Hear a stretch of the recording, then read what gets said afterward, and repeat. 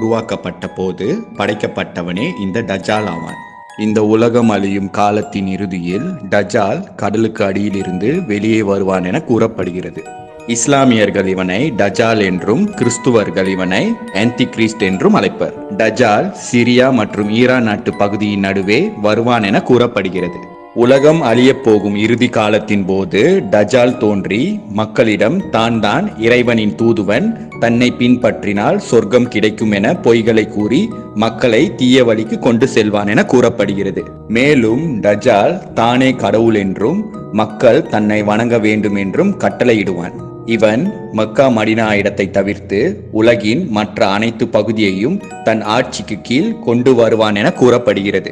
டஜால் சுருட்டை முடி, உடல் சிவப்பு நிறம், ஒரு கண் குருடாக இருக்கும், குருடான கண் திராட்சை பழம் திணித்தது போல இருக்கும், மற்றொரு கண் மின்னுகிற பச்சை நிறத்தில்